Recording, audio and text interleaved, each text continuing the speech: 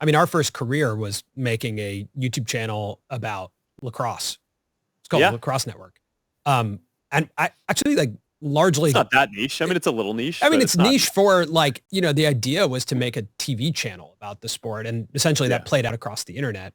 We've been in rooms where it's very niche, where we ask people, hey, raise your hand, and there's not many. But you're right, it's not that niche. But yeah, sure. I want to say that, like, you know, a lot of calling it that had to do with the movie The Social Network and just like the excitement around that time.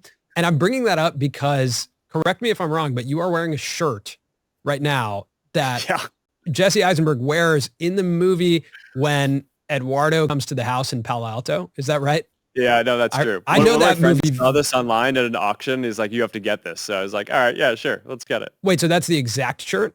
Yeah, this is his shirt. Oh my God. Does he know? It's my shirt now. It's my shirt now, but it was his shirt. Yeah. Do you think he knows that you own the shirt now? Now he does. Now he does. Now he does. Good to know. I mean, I've seen that movie so many times. I'm very familiar with that shirt. So, yeah, I only saw it once, but really? I took our whole company to see it. Yeah, no, I figured everyone at the company was going to see it. So anyway, we might as well just take everyone to go see it. We did. What was your experience watching that movie? It was weird, man. I mean, it's like, cause they got all these very specific details of like what I was wearing or like these specific things correct.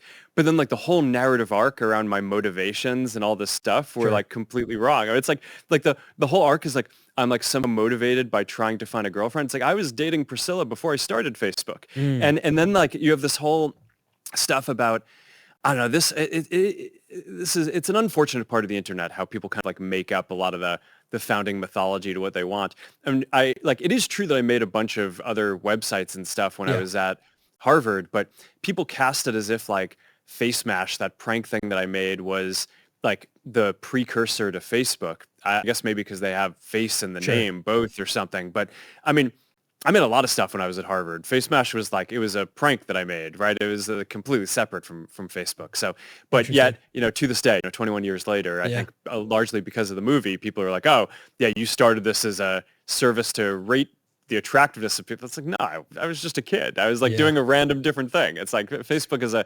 completely different and kind of much more interesting and ambitious project than that and completely different. So yeah, I don't know. And then obviously the other characters in it were like, it's like, all right, I like barely knew most of them, right? It's like it turned into the whole thing as if this is like the main like the main founding story. But anyway, makes for a good movie, but it is interesting now that like even not to be so like meta about it, but like we're now talking about a world where you have the opportunity to just control your own narrative, like every individual can, right? Like whether it's through podcasting content, in some way, shape, or form.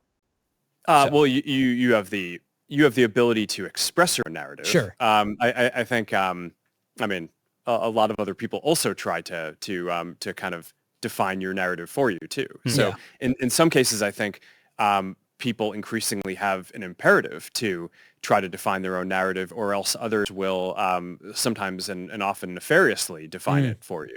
So I think that's a somewhat tricky thing. But I mean, it gets back to